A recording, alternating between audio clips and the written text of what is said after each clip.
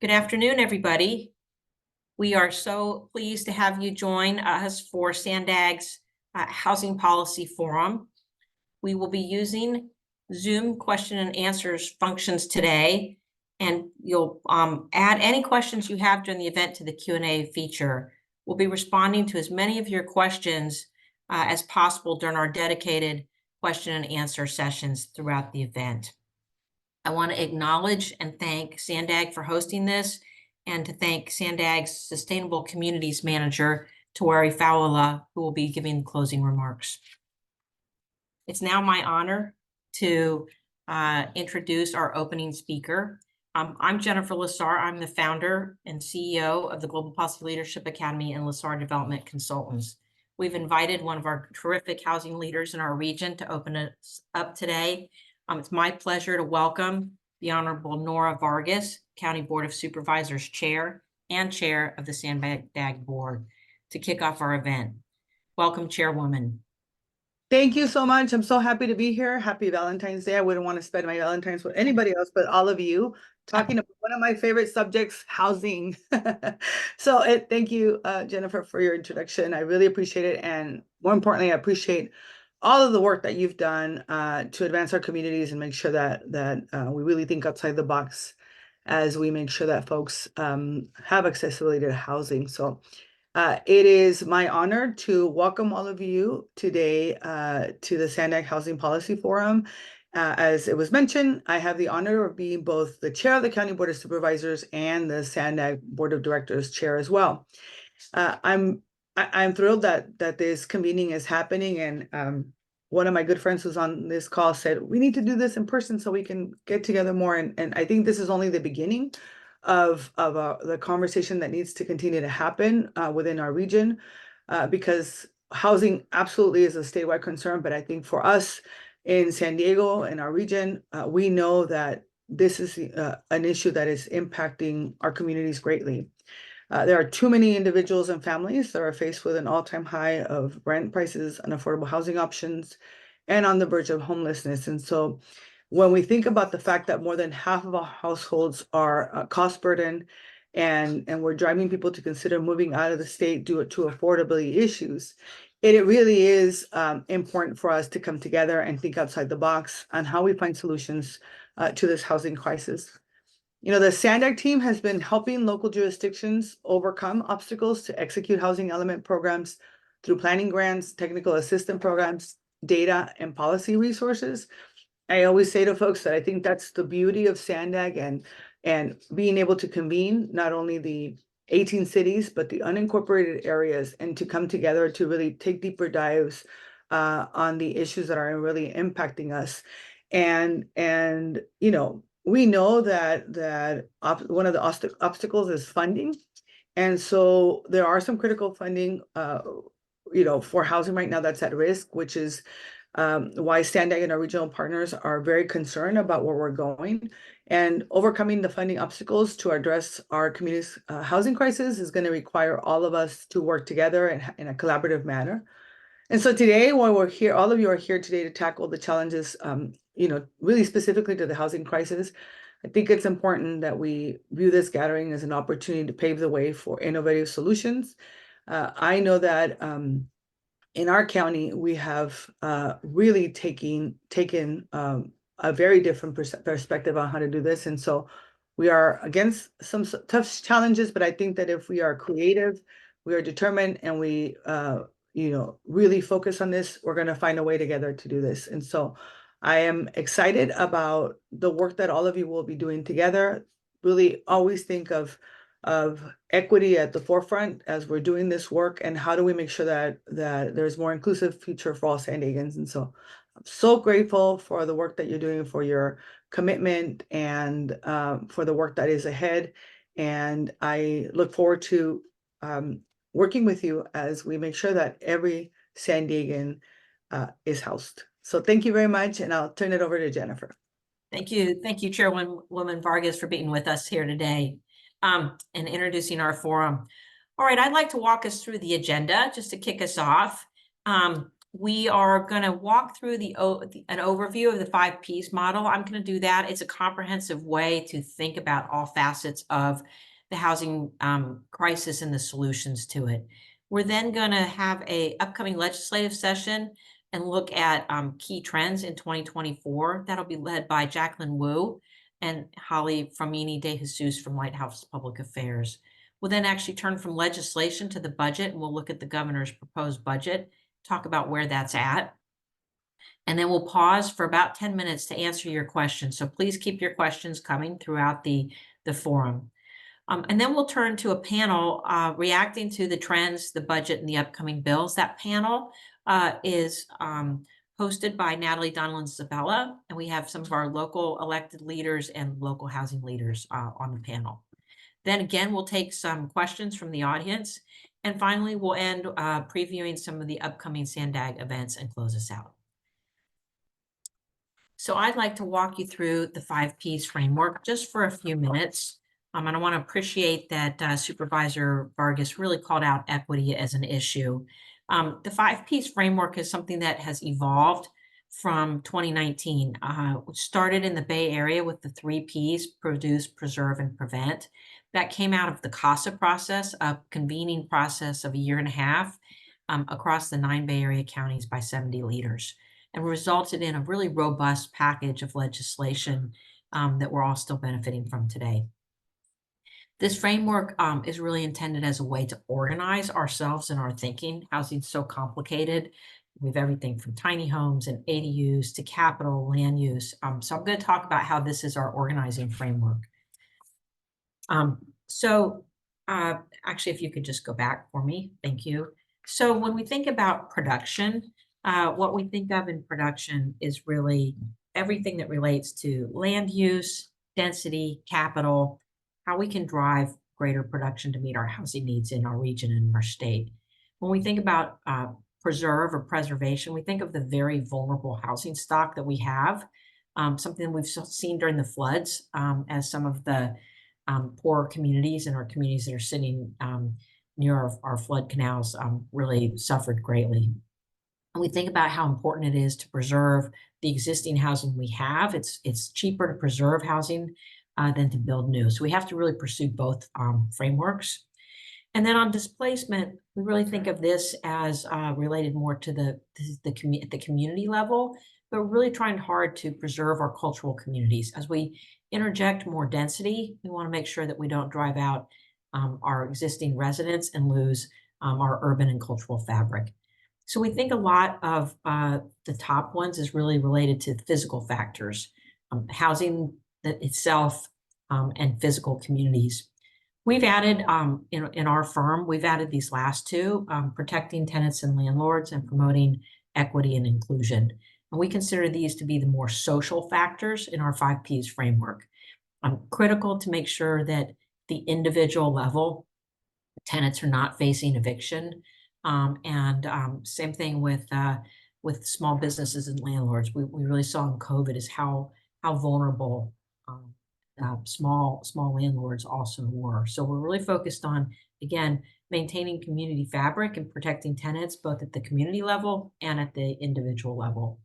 And lastly, everything we do stands on the foundation of promoting equity and inclusion and sustainability. And what that means for us is that we're always mindful of the structural and systemic barriers that have existed through our history that have served to create less value in housing stock and communities of color, enabling less wealth to be transferred. And so we really think a lot about how as we plan, how as we zone, how as we invest, we're always doing that in a way to dismantle the barriers and promote more equity. I want to just focus a little bit for a minute on kind of the focus of legislation.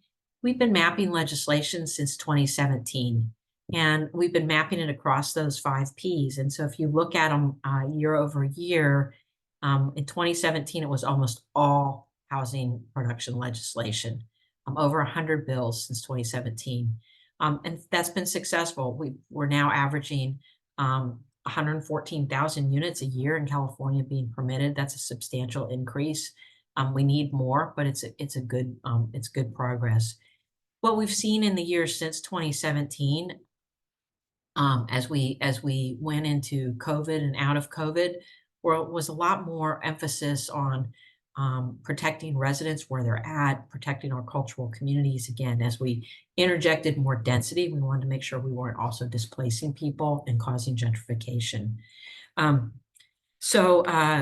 We also focus a lot on innovation, and one of the really promising things in the production realm is that accessory dwelling units, or ADUs, now represent 19%, or 1 in 5 of all housing units we're producing in California.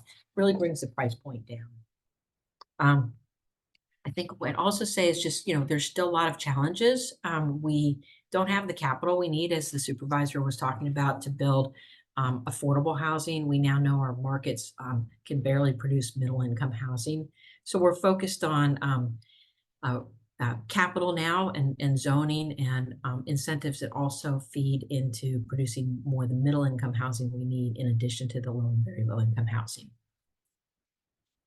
Lastly, we're still trying to continually capture the housing stock that is not under a protective covenant. So think of that B and C stock that's been out there for a long time. And we feel that our ability to capture that stock and put it under covenant, sort of plugging a leaky hole, as it would, in our housing production budget, trying to, again, just preserve all of the stock that we have.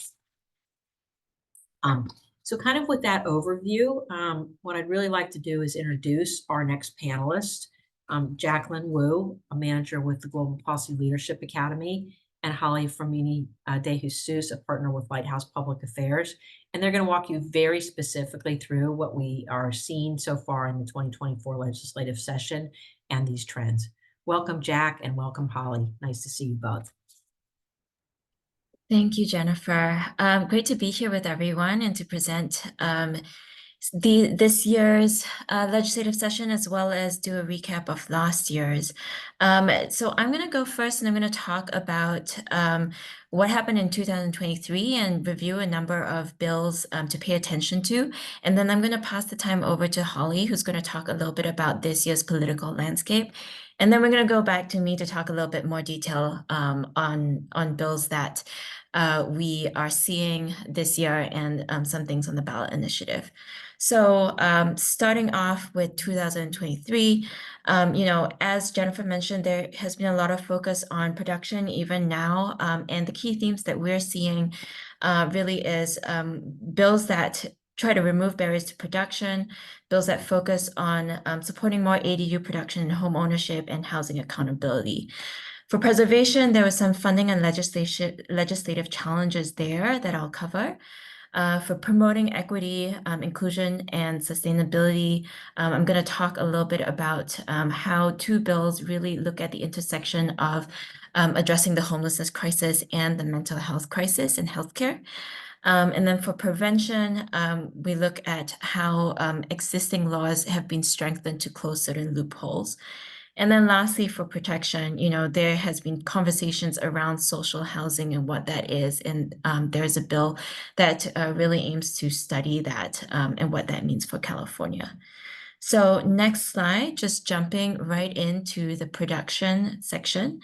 As I mentioned, there are 3 key themes that I want to cover, and we also selected these bills knowing that there are going to be a lot of local jurisdictions on this call, looking at how to implement some of these bills. So the first theme on housing accountability, we have AB 821, which really tried to enforce consistency between the general plan and local zoning ordinances, and is requiring certain timelines to make the zoning ordinance consistent with the general plan, and legal remedies to ensure compliance.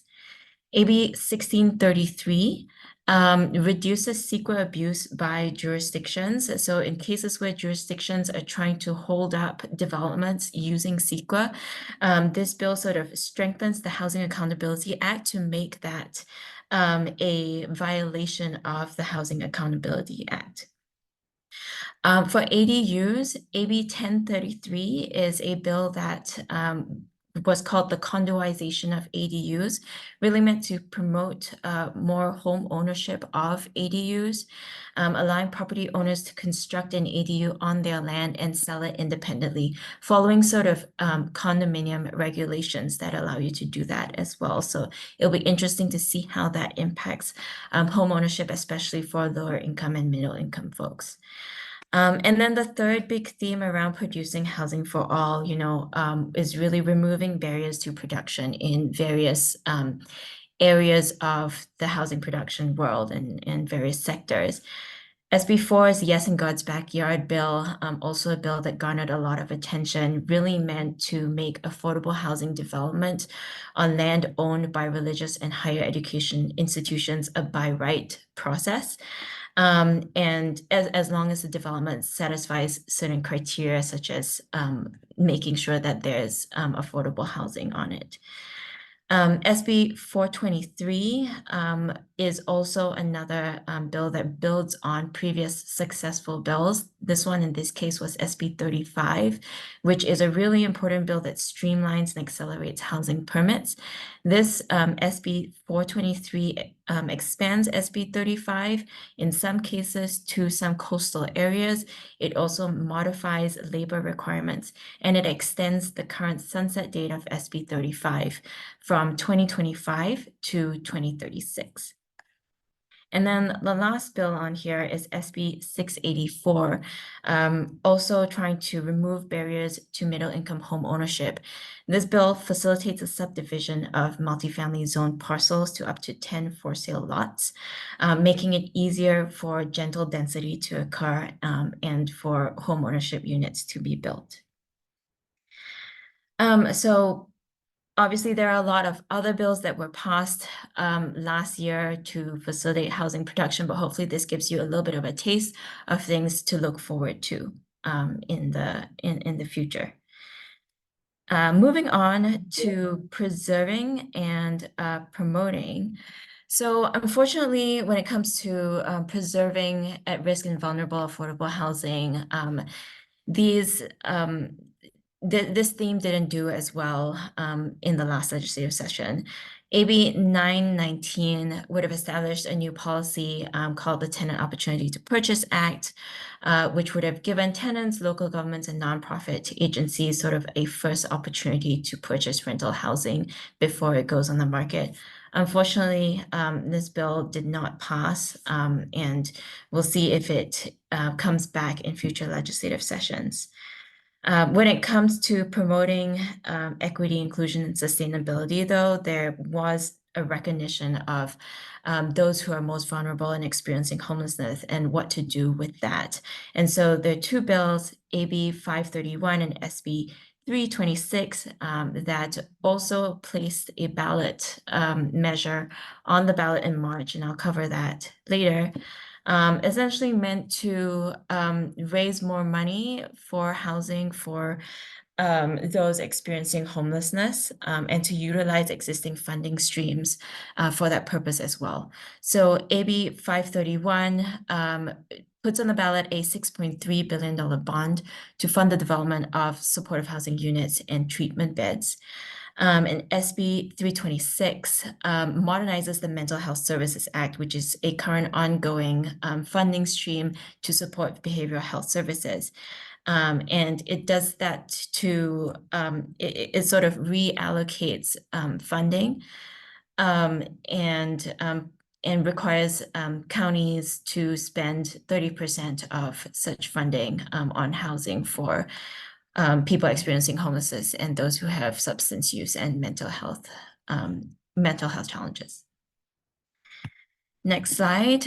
We want to talk about how some bills that also impact preventing displacement and protecting tenants. So SB 567 also builds on a successful bill, the Tenant Protection Act of 2019, which really put into place just cause protections for tenants. This bill closes loopholes in the prior bill, making it such that landlords are not using that bill to illegally throw out tenants and then turn around and put the unit back on the market with a higher rent price. It also provides additional enforcement mechanisms to ensure that these sort of instances don't occur. And then moving on to sort of protection, AB 12 is meant to address sort of one of the big challenges for low-income tenants when they are trying to rent out a unit, and that is security deposits, and it puts restrictions on how much a landlord can charge for a security deposit. And then lastly, SB 555 deals with this concept of social housing, which really focuses on housing that is mixed income, that is perpetually affordable, that has tenant protection and participation. And this bill creates the Stable Affordable Housing Act of 2023, which really requires the state to develop, adopt, and submit to the legislature a social housing study, looking at how California can adopt social housing in order to address its housing and homelessness crisis. So I'm going to pause there. There's a lot of bills. Happy to answer any questions in the Q&A. But we are also looking at a new legislative session, this session that's just started. So I'm going to turn the time over to Holly to speak about the political environment for this session.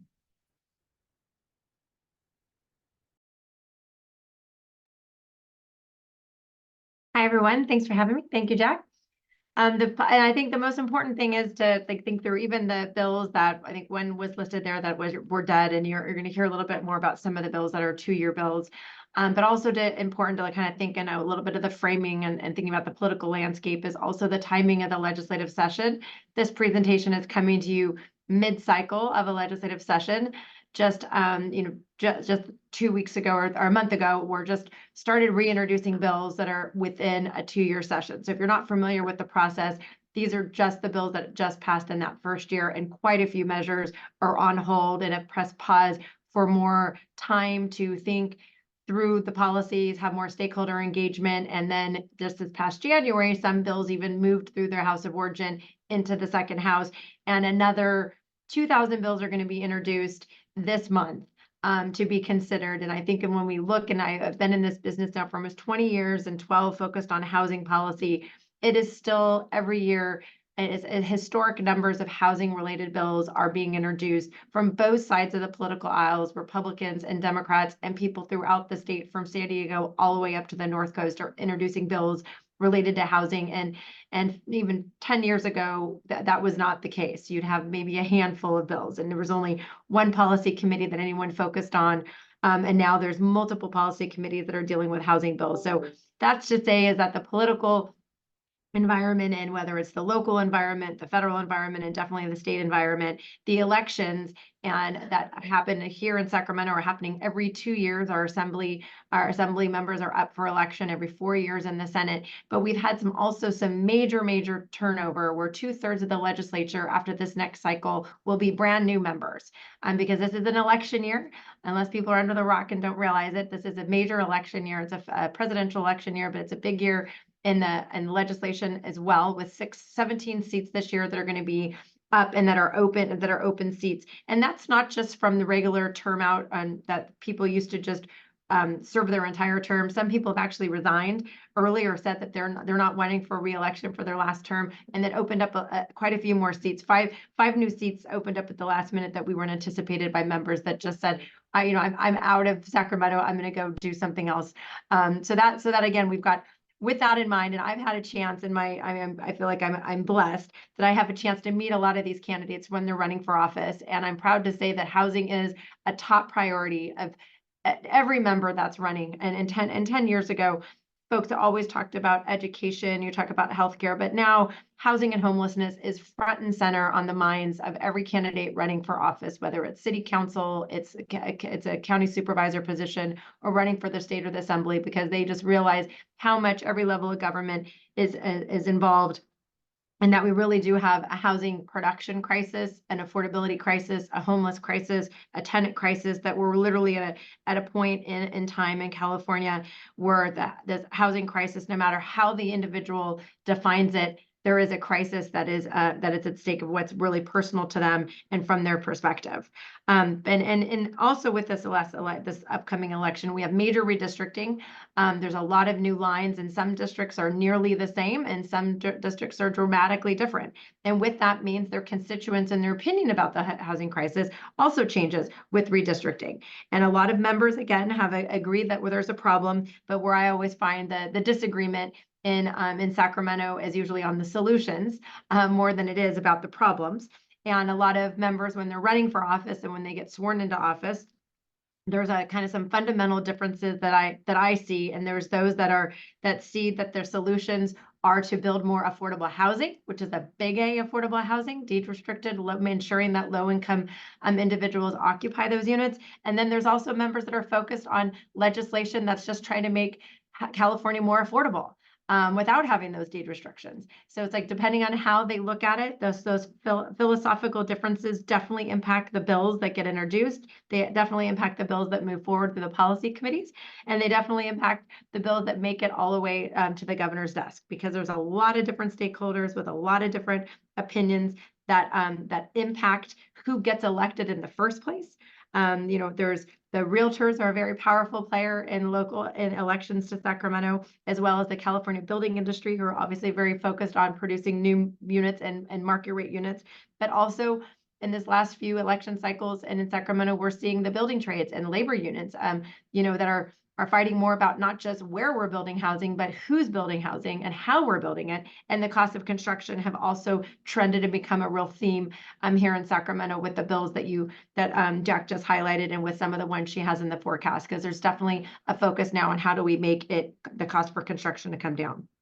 But some major changes in there that have happened also in the very, very recent, the last 30 days, is we've had some major changes to who is leading and is the leader in both houses. So President Pro Tem, Senate Pro Tem Tony Atkins has just recently, and literally we're in the middle of a transition as we speak. It's still happening. Last week, Senator McGuire from Healdsburg, from Northern California, was sworn into office, and Tony Atkins is now becoming an outgoing member of the Senate. But she too, as many of you know, has been a champion on housing and will continue to serve as a champion on housing policies, even out of her role as Pro Tem. But Mike McGuire, even under her leadership, was deputized very early on and years ago as the leader of her task force on housing policy. So he's been integrated into every bill, every deal that has been negotiated in recent years on housing policy. Senator Mike McGuire was front and center. So this is not going to be new to him. It's a very easy transition to take over the leadership role as the pro tem, considering and factoring in. And I just want to make sure, for those that you did not know, that even we talked about earlier a reference to the Tenant Protection Act, which was 1482, and then later 567 by Durazo. Mike McGuire was at the center of the negotiations on those deals. So again, something really important to keep in mind, as well as SB 35 and some of these other production bills, that he was part of those final negotiations. And then also on the Senate side, this is also unprecedented to have two major changes in both houses of leadership of the pro tem and a new speaker in the same legislative session at the same time mid-session. It is historic. But Robert Rivas also has been a champion for housing policies and trying to build more housing, as well as address the homelessness crisis. And he took over power just last year in his house, and at least these committee changes in his house happened earlier at the end of the year, but we're starting a brand new year, 2024, with new committee chairs and new members in both houses. Next slide, Jack. And I would say, and the people who moved off of the chairmanships were Chris Ward from San Diego has now taken over and was appointed as the new chair of housing. But the outgoing chair of housing, Buffy Wicks, is now becoming the appropriations chair. And also we have major changes that have happened in the Senate side. Just this week, it was announced that Senator Wiener, who's been the chair of the Housing Committee in the Senate for many, many, many years. He's been there now, I think, for his entire term. He's been the chair of the Housing Committee. He now was elevated to the Senate Budget Committee chair. and swap positions with Nancy Skinner, who's been really pro-housing. Both of those, Scott Wiener and Nancy Skinner, have carried many of the bills that you've probably watched over the years, and some of the ones we were just talking about on the recent slides. They're now taking over leadership roles in the Senate on housing. Even though it's not on this slide, it's also something to note. A key member that's been on the Housing Committee and the former chair of the Governance and Finance Committee is Ana Caballero from the Fresno area and Salinas Valley. Just even though it's not on the slide, just wanted to note for some of you, she became the appropriations chair on the Senate as well. And again, has been a person that's been a leader, and her name was just mentioned previously, is carrying 687. She's carrying a lot of notable housing bills in the past and is going to continue to be introducing bills that build upon some of the other legislation that she's worked on in her previous role, and definitely as a new, very powerful member and chair of the Appropriations Committee. It's pretty significant to mention. A couple other highlights. Oh, go ahead. I think I turn it back over to you, Jack. I was just going to mention one more thing there on the new members. Is Jesse Gabriel is also the new chair of the Budget Committee. And Juan Carrillo is the new chair of the Local Government Committee. So lots of different changes in the on all the policy committees that will be hearing and evaluating the bills that Jack's going to be highlighting again as we move forward in the future. Thanks, Holly. I think actually, if you want to talk a little bit about the legislative themes that you're seeing crop up for the next session, that would be helpful. And then we can go into the bills that have currently been introduced. Right. A lot of the themes continue and have been thematic for the last couple of years, but there still continues to be, again, I talked about some philosophical differences on how to address with the solutions, but thematically, the themes I do feel are for sure going to continue. And that is people are laser focused, and leaders and the chairs in both houses are laser focused on trying to reduce the cost to construct new units. There's a lot of there's some units that are being built on average that are in the 250 to 300,000 range, but then when the numbers come in from the LIHTC programs and some of the other existing subsidized programs that are in the $700,000 to $800,000 range, it causes policymakers to pause and say, why? Why is it that our subsidized units are so much higher than some of the market rate units? So again, there's going to continue to be a focus on that, but also how to balance some of the other things that California likes to put into a lot of its laws on solar energy and energy efficiency, which also drive up the cost of construction. But this focus on trying to figure out how to reduce the cost of construction per units that continue to grow every year is a huge priority and a theme that both houses are looking at. I don't believe we're going to see as much in the near future on creating new areas that you're going to be seeing and opening up massive categories of new land that was not used for having. Like, I don't see an ag bill that's going to convert ag land to residential in the near future. However, there's been a lot of existing bills that were converting and thematically converting commercial to residential, that thematically trying to make those bills more applicable. A lot of hands-on experience and developer experience is realizing that those bills need to be tweaked and changed to ensure that more commercial land that's going underutilized can be used for housing. Also, we've seen that in schools and trying to find more land and surplus land and city lands, state lands, and underutilized school lands that can be used and converted to housing. That is going to continue to be a theme. And overall, I don't think it'll ever end. It's a bipartisan issue now, where it used to be more Republicans used to carry bills on CEQA streamlining and project streamlining, but now it's bipartisan support of trying to make projects go faster, because there's a lot of cities that are doing it in record time, and some cities that still continue to really just not approve permits in a very timely manner. So we'll continue to see bills that are trying to go after some cities that are still creating barriers and compared to others. And fortunately, there's just more data now. 10 years ago, we didn't have the data on permits. Things weren't reported at the state level on the annual progress reports. So now with that data, we're going to continue to see legislators. And this week, a lot of bills have been introduced that are focused still on getting permits and things that prove faster.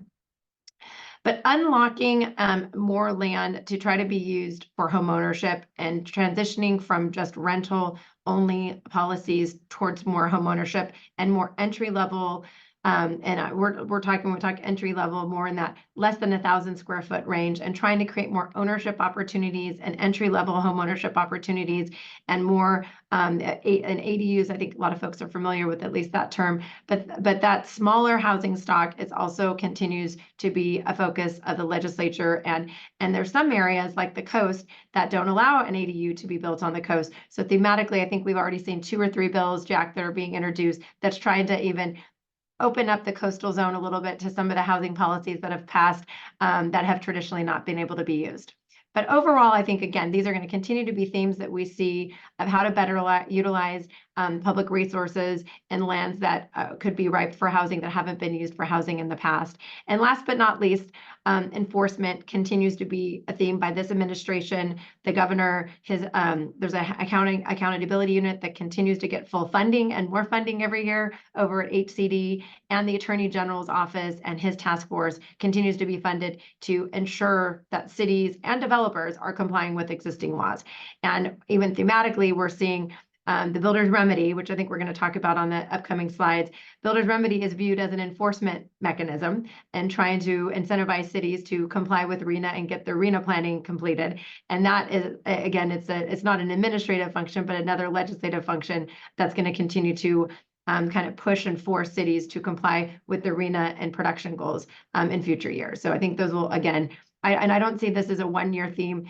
These themes, if I look back over the last 2 sessions, have been thematic, and I think they will continue in the upcoming, this end of the session, as well as the next 2-year session.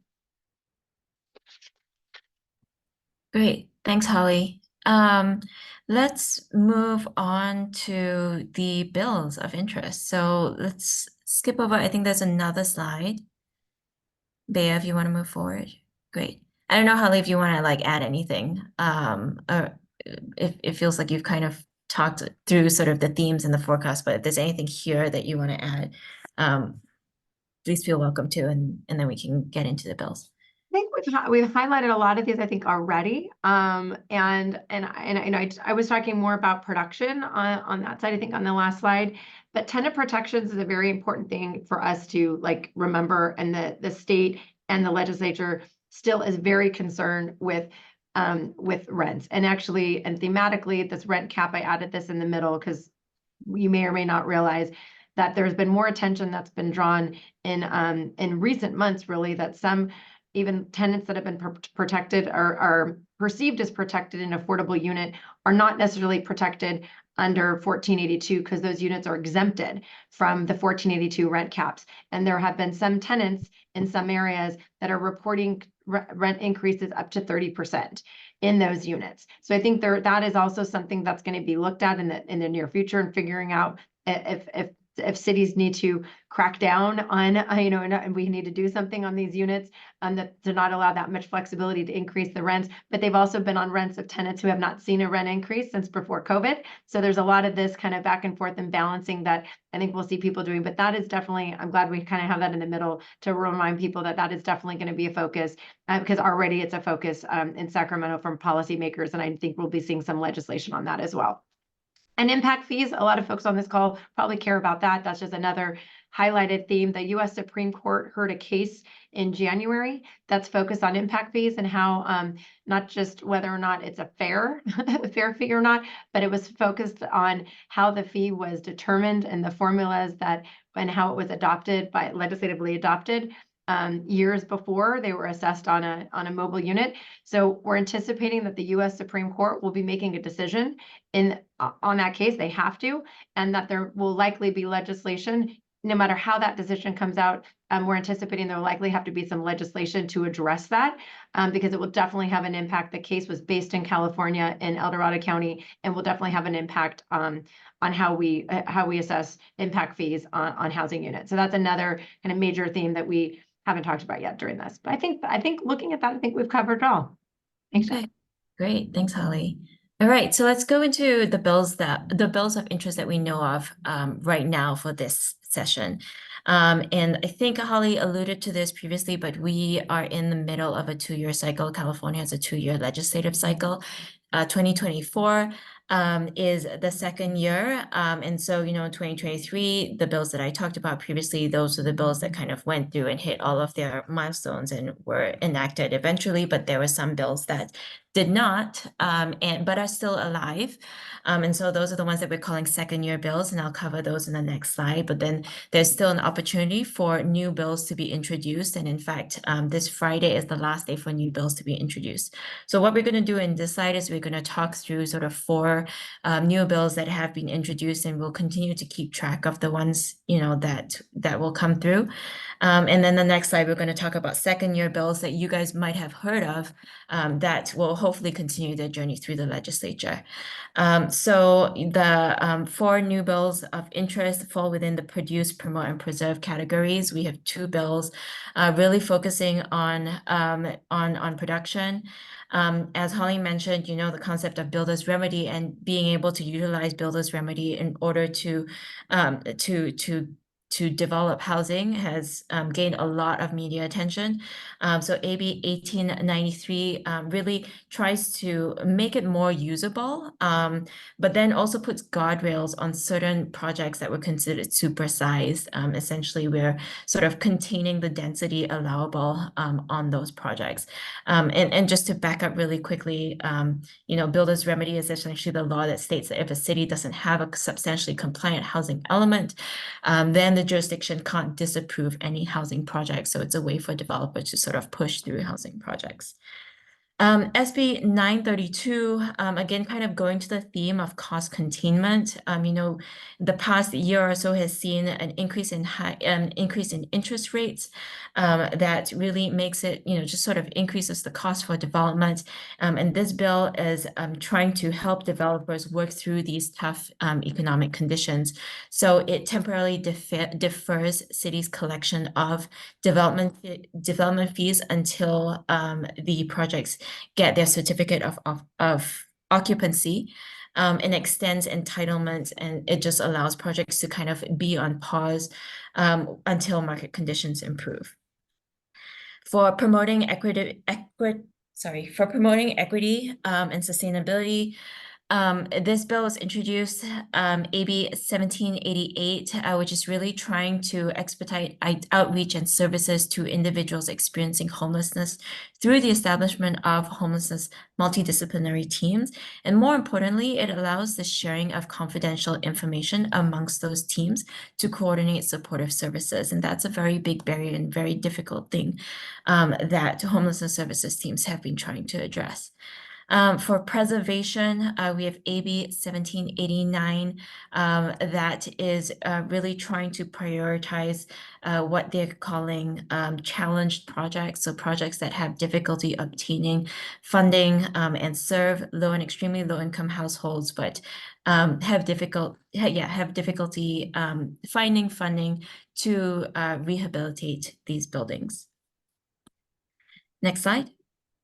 So these are 2-year bills, as I mentioned, that were part of the first session and now continue into the second session. A lot of them sort of very high profile bills, and a lot of them also focus on produce, but we still have some bills really looking at sustainability and then also preservation. So on the produce side, AB 1657, many of you guys might have heard of this. Right now, we have a bill that was enacted previously that is funding a lot of the housing programs, but that funding is stated to run out by the end of 2024. And so this bill really attempts to address this funding gap for affordable housing. It would authorize $10 billion in the Affordable Housing Bond Act to replenish and expand the state's affordable housing programs. SB 440, looking at funding from a different perspective. All right, a lot of projects, you know, in addition to requiring sort of federal and state funding, do need some sort of local gap financing in order to make their projects financially feasible. And so this bill is meant to enable local governments to establish a regional housing authority that can raise, administer, and allocate funds for affordable housing to make up sort of the local financing gap. The bill was stymied last year due to concerns around taxing authority to unknown future entities. So we'll see how it does this year around. And then SB 450, SB 9 was a watershed moment in California and nationally because it introduced greater density by allowing lot splits on single-family zone parcels. SB 450 is meant to clean up SB 9 to spur greater implementation of these projects. It's basically doing a few things, prohibiting jurisdictions from creating zoning, subdivision, or design standards that were not applied to the underlying single-family zoning. It also sets specific timeframes for application action, and it increases the authority of the state to hold jurisdictions accountable. Moving on to sort of the promotion side, AB 930. This authorizes the creation of a reinvestment in infrastructure for a sustainable and equitable California district, or a RISE district. And it really tries to address sort of the intersection between housing and sustainability. This district would be focused on infill development, specifically around transit and housing supportive infrastructure. And the district would be allowed to utilize various sources of revenue for these purposes. And then the last bill that I want to talk about really deals with preservation. It's SB 225, which is really trying to provide funding to the Community Anti-Displacement and Preservation Program. And this program is really to help mission-driven nonprofit housing developers to acquire and preserve unsubsidized affordable housing. It is tied to a budget request. We also know that there is a budget deficit that I'll talk about later. So we'll kind of see how how this bill performs as a result of that. Next, thank you. So we'll stay on this slide. As Holly mentioned, this is an election year. There are two ballots. There's a ballot in March where you have your primaries, and then you have your ballot in November, which is going to be very crowded. In March, Proposition 1, which comprised of the two bills around homelessness and mental health services that I talked about previously, that's going to be on the bill. It restructures how unsheltered individuals suffering from mental illness and substance abuse can receive care. So restructuring funding that goes to the county and to the state.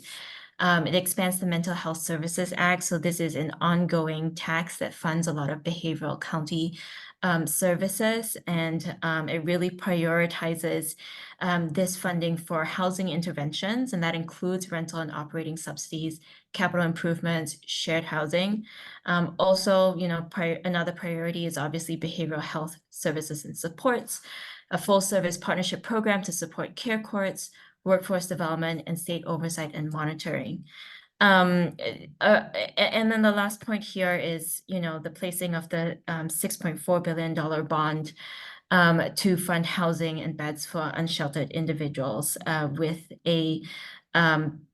half of the amount for housing that is set aside for veterans. So this bond could build up to 11,000 beds or housing units, about 4,000 housing units, with half of that set aside for veterans.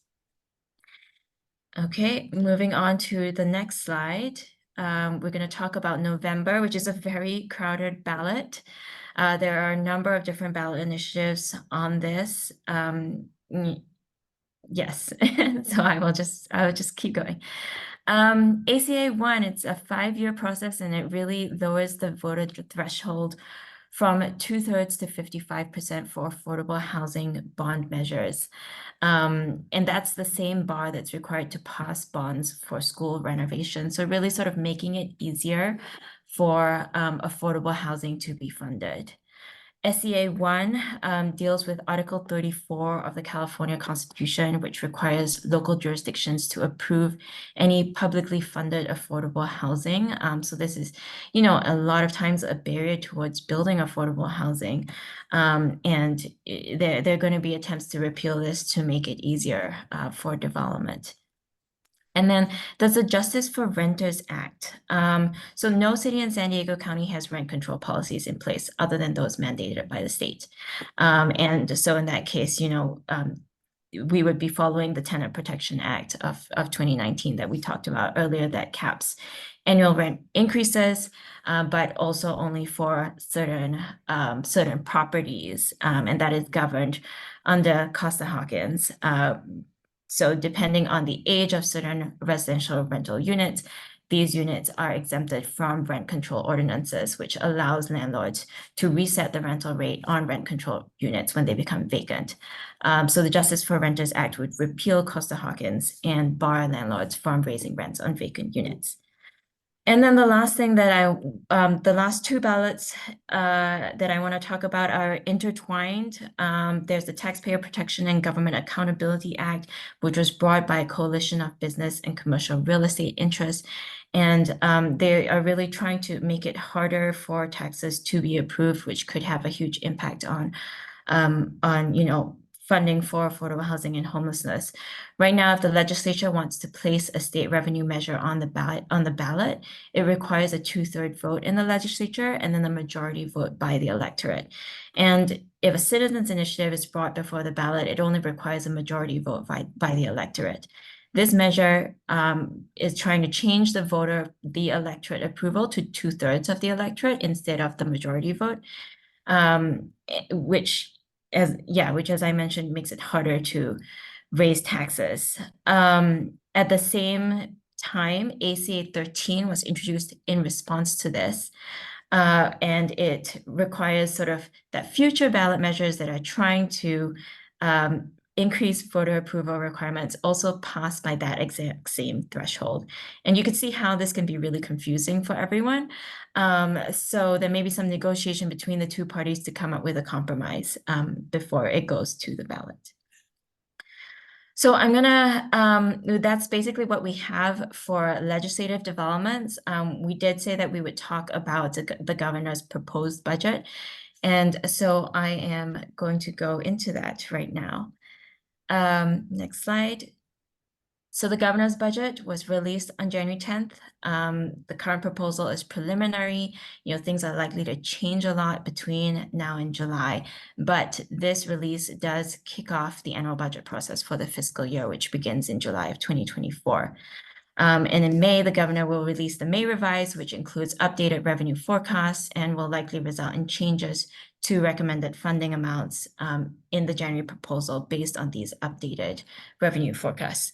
The legislature has until June 15th to pass the budget and move it to the governor's desk for action. Budget hearings typically begin in February, and the governor has until July of this year to sign the budget bill. So ultimately, there are three parties that negotiate the final deal over the next 6 months. There's the governor, the Speaker Rivas, and then Senate Pro Tempore Mike McGuire. And together they have to agree on a budget deal by the constitutional deadline of June 15th. So the top line number is $208 billion of spending in response to a $38 to $68 billion deficit, depending on who you're talking to and depending on how optimistic you are on revenue projections. There is a $1.2 billion reversion for housing programs and a $600 million in delays to homelessness programs. Most housing and homelessness programs don't include ongoing sources of funding, and that makes it really difficult for localities and developers to plan ahead, as I'm sure many of you guys know. So this is not a good story for anyone, not a good story for anyone depending on state funds, honestly. And we're going to delve a little bit deeper into both the housing and the homelessness delays and reversions in the next few slides. So we're going to start with the housing program reversions first. Want to note that, the governor had a production goal of 2.5 million housing units by 2030, but, obviously the fiscal climate inhibits these production goals.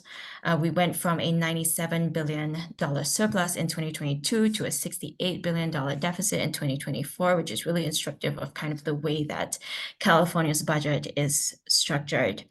And, like it or not, this is the way it is. Obviously, there's advocacy going on to reform this process and adjustments being made in anticipation of these reversions. On this slide, you'll see sort of these dark blue bars, which was previously authorized funding from past and in some cases future years, but in previous budget cycles. And then the orange bars are total funding after the governor's proposed reversions. The first proposal, the first program that we want to talk about is Regional Early Action Planning Grants, or REAP 2.0. This is a really important grant program for the San Diego region. You know, San Diego received close to $50 million to fund affordable housing and transportation, and this could potentially be at risk. Right now, there's a reversion of $300 million from a total of $600 million authorized through the 2021 to 2022 budget. More than $300 million has been awarded from that. So there are probably going to be clawbacks if this proposal continues throughout and is finalized. And is finalized. Moving on to state low-income housing tax credits, there's no additional $500 million for LIHTC starting in 2024. In previous years, this addition had been included starting in 2019. So that's also a really big change that developers are going to have to adjust to. And then sort of we have your key 4 supernova programs for housing developers: multifamily housing program, the infill infrastructure grant program, veterans housing and homelessness prevention program. Multifamily housing program had a reversion of $250 million, leaving $75 million this year. IIG had a reversion of $200 million, leaving $25 million this year in the governor's proposed budget. And then VHHP was a reversion of $50 million, which was the total amount authorized. We have a few other programs here that are also hitting the cutting block. The Foreclosure Intervention Housing Preservation Program, which was a key program authorized a few years ago, the program budget is actually proposed to be reduced by half to $250 million. And then the CALP Home program has a reversion of $152.5 million. And the state had originally authorized $300 million for Cal Home in previous budgets. If the cuts go through, California is estimated to reduce production of affordable housing by 1/3, which would be a loss of 6,400 homes. So, you know, not good news overall. Next slide, we're going to go through homelessness program delays and shifts. So this is slightly different. There are less reversions made, and these are still sort of the overall budget for these programs is retained into future years, but there are still delays and these program budgets still could be cut. And it could affect local services provision. So the HAP grants have a delay of $260 million. Behavioral health bridge housing has a delay of $235 million. And the behavioral health continuum infrastructure program has a delay of $140 million. There are a few additional programs, related to disabilities, to child welfare informed families, and to older adults that are also affected by delays. And then moving on to the last slide. Also want to acknowledge that, housing and homelessness are multi-sectoral issues, and previous budget years had included funding to address the crisis through work in other sectors like student housing and decarbonization. And unfortunately, this year's budget proposed suspensions and reductions to those programs. So the California Student Housing Revolving Loan Fund, which would have built more student housing, there's a proposal for the suspension of funding for that entire program. And then the Equitable Building Decarbonization Program that is meant to support low and moderate income residents in decarbonizing their homes. There's a reduction of $283 million. So as I said, there's going to be a lot of adjustments made depending on how this proposal and the negotiations that happen between the governor and the legislature. Okay, so there was a lot of information. I've been seeing a lot of questions come in the chat, and now I'm going to bring Holly back to, and both of us are going to take our turns answering questions. We have only 5 minutes for the Q&A. So I'm going to quickly just sort of ask one question to start off, which is, what is the likelihood of cuts in the budget to remain of their level of magnitude? And Holly, I don't know, that question was targeted to you. So if you have any thoughts around that, that would be great. Well, I just think I think at least the changes in the assembly is, I mean, some of the comments I've heard is that the cuts are so dramatic that they're non-starters. Like the cuts to housing, I mean, the cuts overall, I mean, the state's in a crisis, the state's in a fiscal crisis. In addition to housing crisis, the revenues are really are horrible, and the projections to continue to be bad. But I think related to housing, I think the legislature, both houses seem like they're going to push back on the governor's proposed reductions, at least where I'm hearing that so far. And the committee hearings are on the horizon. But I'm hopeful and optimistic because in the last two budgets, the Senate, previous pro tem, and again with Senator McGuire by her side, negotiated pretty fierce on protecting and ensuring that a lot of the cuts that were originally proposed were restored. So I'm hopeful that that's going to happen. But I think, as you mentioned, Jack, there's a lot of unknowns. It's only February. There's a lot of unknowns with all the ballot initiatives and what the voters are going to approve in March and what the voters have an appetite to approve in November. And there's still talk of a potential bond that the governor in both houses might negotiate a bond that can go to the voters. And there's also these regional measures that are on the horizon in November to pass as well. So all of these are being factored in. But I'm hopeful and optimistic that at least some of the very dramatic cuts on the housing side, the legislators in both houses will restore. But to restore them, they have to cut in other areas. Because that's how budgeting works. If they're going to restore in one area, they have to give in another. But I don't think they're going to dive much deeper into the reserves than what they already have. They'll be looking to bonds and trying to get some new revenue sources to come in. Great. Thank you, Holly. Yeah, we'll be watching to see what happens, I'm sure. Next question I had was affordable housing preservation. Historically, that's not gotten the attention and funding that production has gotten, but it's less expensive to preserve than to build. So this person wants to ask what could be done to put affordable housing preservation on par with production, and what is the outlook for preservation in this new legislative cycle?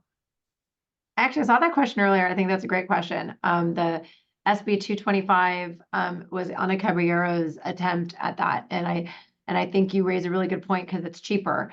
And there are some programs like the Cal Home program. I don't know if anyone's familiar with the Cal Home program, Everett. Even though it's considered a homeownership program, it does have a preservation component to it, where it's not the 250,000 range, but you're able to get grants that are in the 25 and lower, and you're able to keep low-income people in their homes and not to force them to sell it. So I think there is a focus on preserving affordable. The term preservation is like such a broad term because there's preserving affordable housing stock that is on the horizon to have their de-restrictions end, and there's a movement by the legislature to try to capture those so that they don't go to market and can remain affordable in future years. There's also a movement to try to preserve aging homeownership units and keeping people in their homes, and try instead of forcing the sale. But there's definitely, I think, thematically, but it requires money. The preservation initiatives and policies require funding, and that's really the challenge. That was the challenge with 225 last year and not getting through appropriations because there's not the money to pay for it. So that's the real challenge. But thematically, thank you for raising that. It is a concern and a priority, but there's really just without some financial solutions, it's really hard to address. Thanks, Holly. Yeah, I mean, I think the budget constraint is essentially the thing that everyone's talking about and thinking about in their head. So that's going to be the big thing that everyone needs to work through this year. Last question, and then I think we need to move on. On the topic of streamlining projects, is there any talk of continuing to expand SB 35, or is SB 423 viewed as the limit for the time being? Well, I think I was trying to write back in that question too, live. Right now, 423 was a huge fight. It was a huge battle. 2011 was also a huge battle the year before, because those took some major policy fights on it. Changed the labor provisions in SB 35. It also changed the inclusionary requirements a little bit. And so I'm not anticipating anything major. Every year since 2017, there has been an SB 35 cleanup bill, and there's going to be another one that's coming on the horizon that I know is being introduced this week. So if there's any people that are running into changes like policy tweaks, they're always open to trying to make sure it's implementable, because like when a project gets modified, it risks that it puts it in jeopardy. And also over the last couple of years, there's been changes to it to extend the permits because they expire, and there's different things that complicate a project why it can't continue to move forward at 35 projects. So there's been those type of changes, but again, nothing major expanding it.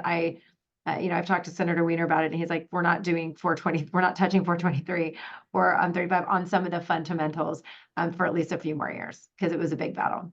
Yeah. Jack, Okay. before, I know that was the last question, but I think Yeah. that I saw the first question, and I'm sorry that we didn't talk more about the floods, the floods in San Diego and the rebuild, and that being and I almost feel like that is a separate problem and will be a legislative priority, independent than everything else we're talking about for the San Diego delegation. And working with the administration, it just presents challenges when the federal government doesn't declare an emergency at the federal level. It creates complications of how the state can spend money and handle it at the state level. So I saw that question earlier. I just wanted to reassure people, the San Diego delegation, and especially the Senator Padilla and Alvarez, whose districts were hit the hardest from the floods, are working, trying to figure out how they can do more with the limited state resources, given the limited state resources, but how to handle it in absence of a federal state of emergency. So I just wanted to bring that up. It is a priority for the delegation, independent of all the other stuff we've talked about. Thank you. Yeah, and I think it really highlights kind of, there's these huge crises in California. There's housing, and then there's also climate, and just sort of other things that we've been working on and we've been hearing is just, what is this intersection between housing and climate? How do you make sure that homes can be resilient? What do we do to prepare for climate change? So I think these conversations are going to continue to be had both sort of at a state and federal level. And I guess we also forgot to talk about infrastructure, and the breakdown of the infrastructure in San Diego is bring into attention at the state level that more needs to be done to support infrastructure, to support existing neighborhoods, let alone the focus of infrastructure is always on new production. But I'm really hoping and hopeful that will also become a theme, and some funding could come to help with infrastructure needs in our aging communities, as well as for production of new communities as well. For sure. Thank you. Well, thanks so much, Holly, for this. Thank you, everyone, for your questions. We will be monitoring the Q&A chat and answering as many as possible with the time that we have. But I do want to turn this time over to Natalie Donlin-Zappella, who's going to be our moderator for the panel, and welcome our panelists who will provide some additional color and thoughts around everything that we've discussed today. So, Natalie, take it away. Great. Thank you so much, Holly and Jack. That was a very helpful presentation. I really appreciate all the context you guys have provided as we move into this panel discussion. Hi, everyone. I'm Natalie Donlin-Zappella, Director of Partnerships and Climate with the Global Policy Leadership Academy. Very excited to be here with you today and be joined by leaders representing government, industry, and policy sectors that all play a critical role in advancing housing solutions in the SANDAG region. And our goal today is to hear from them their reactions to the trends that Jack and Holly presented, as well as Jennifer, with the legislation and also the budget, and to better understand how these issues will impact housing more directly in the SANDAG region. So first, we are honored to be joined in this conversation today by Assemblymember Chris Ward, who serves the 78th Assembly District, representing San Diego and the El Cajon region since 2020. He's currently serving as the chair of the Assembly Housing and Community Development Committee, as Holly mentioned, among other committee positions. So welcome, Assemblymember Ward. We also have Senator Catherine Blakespear joining us, who was elected in 2022 as a state senator for the 38th District, representing Northern San Diego County and Southern Orange County, after serving 8 solid years in local government, 6 as the Encinitas mayor and 2 on the Encinitas City Council. In her first year in the Senate, Blakespear focused on really increasing the affordability and availability of housing, improving public transportation infrastructure and the environment, and countering climate change. So welcome. I'd also like to recognize Heidi Vonblum, who is joining us and is currently the planning director for the city of San Diego since 2018. She brings 20 years of experience in both public and private land use and environmental planning and law, previously serving as deputy city attorney in the land use advisory and legislative units, litigation units in the San Diego City Attorney's Office.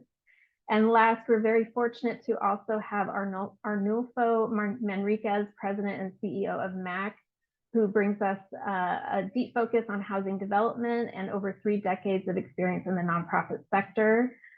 He also currently serves on the board of the directors of the San Diego Housing Federation.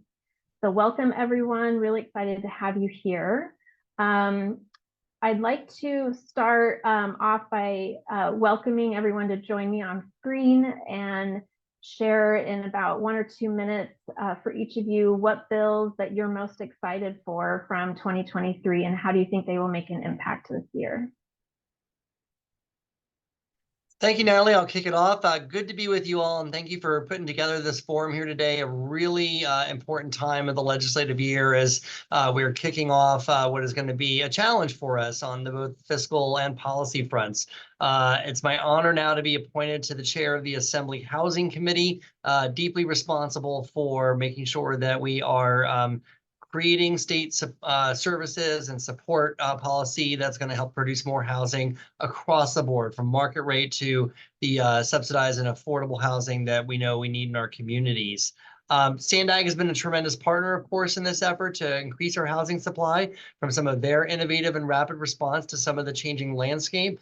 I know that you've been able to implement some of the programs like the Housing Acceleration Program, which of course is up for debate right now as we're looking at this year's state budget. But we want to make sure that we're pursuing some of these pro-housing best practices and accelerating our housing productions. I think to answer your question, some of the ones that I've been most excited about, we had YIGBY, SB4, from Senator Wiener to allow some of our faith institutions and nonprofit colleges to be able to develop 100% affordable housing on some of their property by right. We know from some of the work done by the Turner Center that this might open up approximately 170,000 acres of land across the state. And we've seen some of those examples already, of strong interest in the San Diego community to be able to support faith-based institutions building affordable housing right there on their properties. We, of course, had SB 423, and I was happy to be able to lead that through the Assembly's floor vote. And are very excited that got to the governor's desk and was signed to extend SB 35 in perpetuity. It also made sure we are making improvements to be able to include areas like in the coastal zone, which were previously excluded under SB 35. Look, this was a program that was working, that was actually producing, I think 75% of the units, over 18,000 statewide, were affordable. And so when something is working well in a pilot form, we've got to make sure that it's available for future generations in California.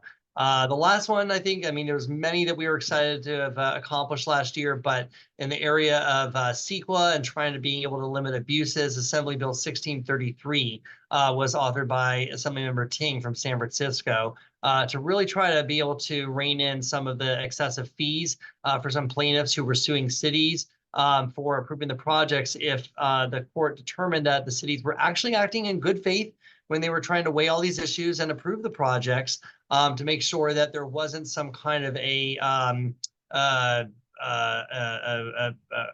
negative attribute out there that was allowing for more abusive legal tactics and otherwise delaying either housing approvals or making housing more expensive because of that time delay. So we covered a lot of ground. I'm looking forward to talking about this year's landscape as well. Thank you. Senator Blakespear. Yes, hello. Good afternoon, everybody. I'm Senator Catherine Blakespear, and I am excited to be here with you today. I previously served as the chair of SANDAG, so SANDAG is very close to my heart, and I appreciate all the amazing work that is done related to housing and planning and transportation. And I also just want to say Assemblymember Ward being chosen to be the chair of housing is a really big deal, and that's because leadership has confidence in him on this topic. And housing is the top topic. I mean, of all topics, there are many priorities, but the fact that he is the chair and he's from San Diego and he was on the city council, you know, it really is a coup. So we should all really recognize how great it is that he's here with us today and that he was chosen to serve in that role. So I serve on the Senate side, and this is my second year. So when I look back at that first year, the bills that I think were most impactful are really the ones that he already mentioned. So the one that's yes in God's backyard, which I think is so great, you know, given the NIMBY, YIMBY, YIGBY, yes in God's backyard, it's a great little moniker. You know, allowing faith communities to build housing on their properties by right, basically it's going to potentially unlock a lot of housing, because faith communities want to house people who work for them, people who patronize their community. You know, it really, I think, is a really great expansion of our housing laws. So that was SB 4. And then the extension of SB 35 through SB 423, that is also really important. I also really like the bill that was from Assembly Member Ting about ADUs that would allow for lots to be split. And a property could then have a separate APN number and they could sell off basically the ADU as its own house. That bill ended up taking amendments, so a city has to opt into it. And as we saw with SB 10, where really no cities have opted in, San Diego almost opted in, but then there was so much controversy that didn't happen. So I think the potential to have more supply of housing through having the lots be smaller is a really innovative and important possibility. So hopefully we'll see cities opt into that. The city that I represented as the mayor, the city of Encinitas, I think would never opt into that. There are many communities that wouldn't, basically are very much opposed to additional densification. But I think that there's a lot of cities that might consider that.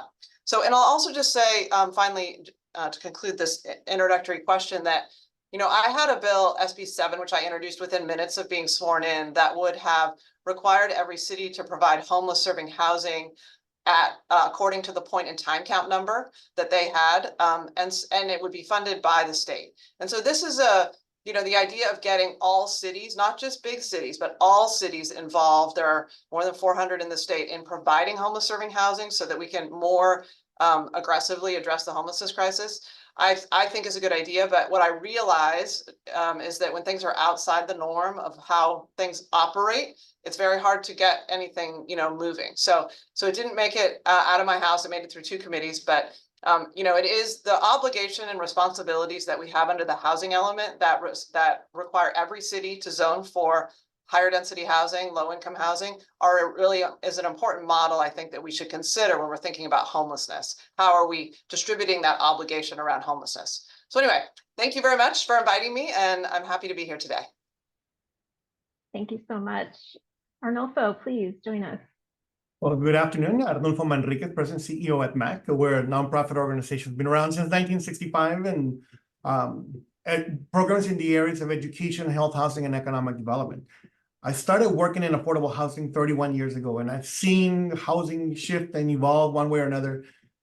There's still a great need for housing. So for me and the organization, what we look at is making it easier to produce housing. So AB 1633 thing is a really powerful tool that will allow to the people don't take advantage of CEQA. CEQA consistently has been used to prevent affordable housing being built in certain jurisdictions. And when you open it up, that opportunity, to me, it's we start being able to build in areas where it's highly, highly needed, where there's not many opportunities for low-income households.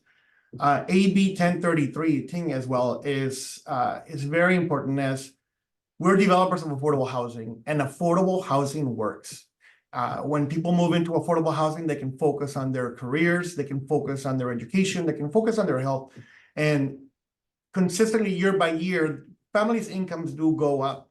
And our focus on helping families move up there, they need a place to go to. They need a place to go to after affordable housing. And so these opportunities, while it might be one at a time sometimes, will be key to getting people out of affordable housing, getting them into homeownership, getting into building generational wealth, a real equity piece when you talk about creating equity opportunities. And at the same time, SB 684, Caballero, where you can increase some of this density to be able to do more of these homeownership. I believe when you get those homeownership opportunities, you get people out of affordable housing that have been consistently growing their income over the last 5, 6, 7 years. You will then create another vacant affordable unit for somebody to move into. So there is a big impact by creating the homeownership opportunities. So to me, those are the bills that I'm really anxious to see how they're going to be activated, and that organizations like MAAC or other housing developers can really focus on creating that first-time homeownership opportunities for our communities. Thank you. Yes, homeownership is a really important opportunity for many people. Really appreciate that. Heidi, would love to hear from you. What bills from 2023 that you think will make a really big impact, or that you're excited to see how they go? Yeah, so in the interest of time, I won't repeat what my fellow panelists have gone through, but I will highlight AB 1033 has potential to be exciting. It's a little bit poses an implementation challenge in terms of how does that work? How do we get the subdivision approvals through the process?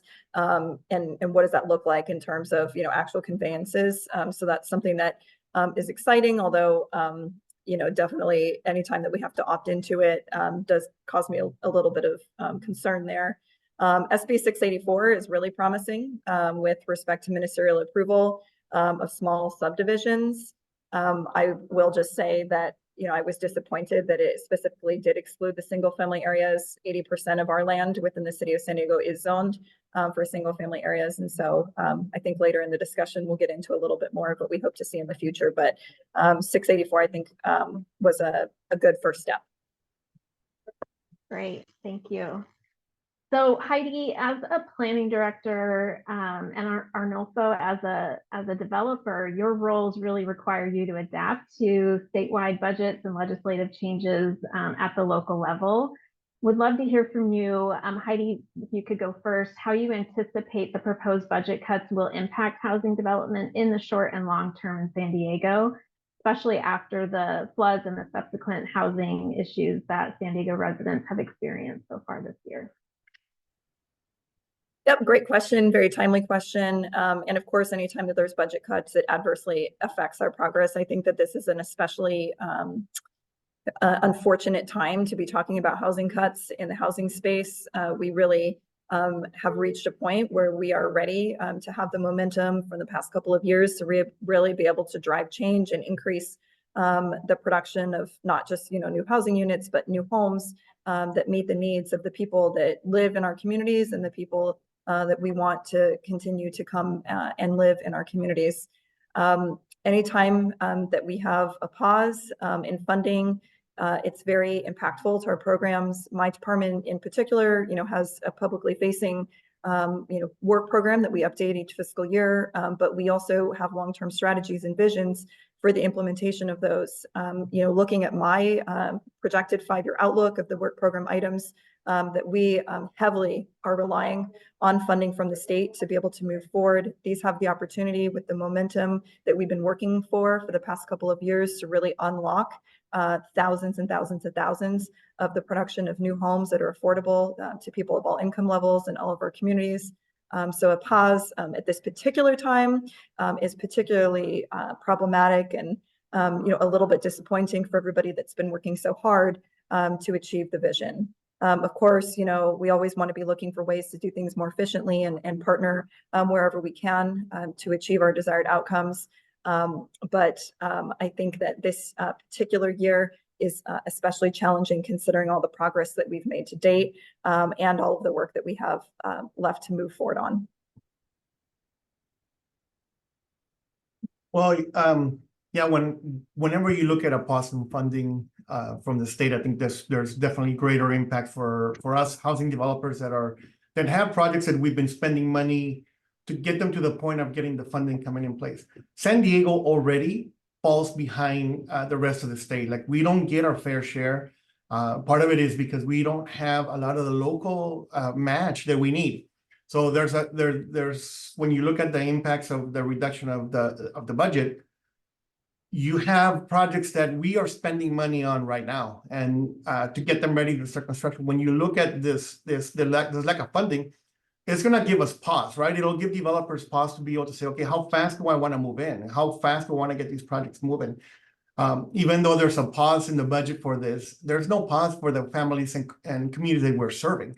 It's actually taken 2 steps back. The economy is hurting them even more right now.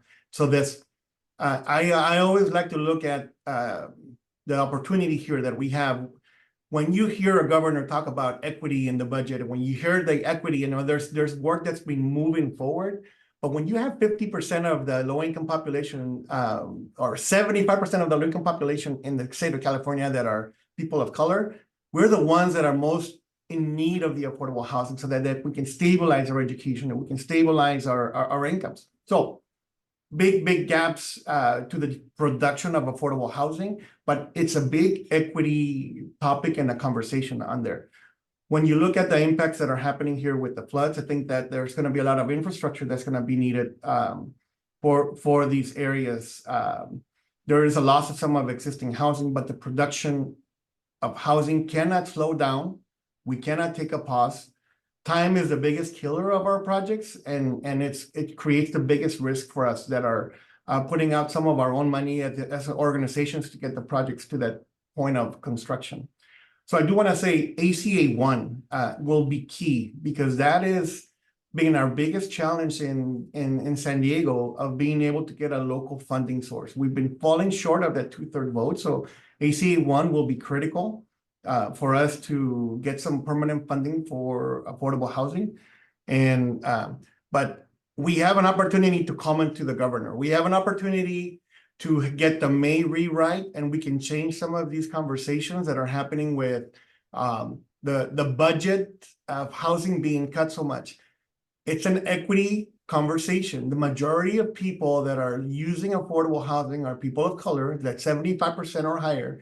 And when you're looking at these cuts, these are 2 steps back that we're taking. We're taking slow steps forward, but we cannot take these back anymore. So I'll leave it at that. Thank you. Yeah, that was amazing from both of you. Thank you for giving such clear context into what it's like on the ground implementing this work, and how the budget is impacting the outlook for you in your day-to-day, and the reality of how much the economy is really affecting residents, that can't pause it and turn it off. Like it's a daily issue. So Assemblymember Ward and Senator Blakespear, everyone is really interested in hearing how you see the legislature moving forward, given these budget constraints that Heidi and Arnulfo really spoke well about. What are the opportunities that you are really interested in pursuing or see as a priority this year? Well, I would think that I'll probably reflect on some things that I heard Holly talk about earlier as well. That I came into this year's state budget, first of all, appreciating the work that the state has done to really increase its investment and support for both local and federal and other resources to do more in the space of housing. But we know that even for last year's sort of record level investments, it was not enough to be able to actually meet the demand that's out there for affordable, lower and middle income housing. And so we've always needed to do more. So to be able to see the governor's draft budget in January with a $1.2 billion reduction across a number of different funding areas was alarming, because we already were not doing enough. To regress even further is a step in the right direction. And of course, as legislators, we need to be thoughtful about producing that balanced budget and come up with alternative solutions. And I agree with her. I think that as I've been talking with colleagues, that are going to be at the forefront of this discussion. There is almost unanimous support that we are going to fight hard to be able to revert some of these proposals and find alternative solutions. What that exactly looks like remains to be seen, but I'm pleased to not only be a chair of the Assembly's Housing Committee, but also a member of the Budget Subcommittee on State Administration, which oversees housing and homelessness programs. And to that effect, I've already started my work. In fact, last week was down in San Diego, meeting with our affordable housing developers, some of them, and meeting with local government officials to really dig into some of these programs that we have been funding to figure out what's working, what's not working as well. What would the impact be? You heard thousands of units that would not materialize or break ground if we went forward with the proposal as we see here in January.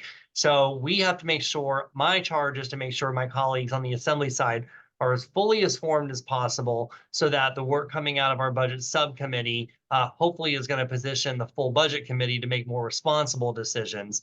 But when we see that there is direct support or reversion from the multifamily housing program, gap funding for infill infrastructure, the ability for Cal Home to be supported, so home ownership is within reach, veterans housing, and then just most alarmingly, I think, a complete gutting, a complete zeroing out of the low-income housing tax credit, the LIHTC credit, is unacceptable. So we'll have our work cut out for us.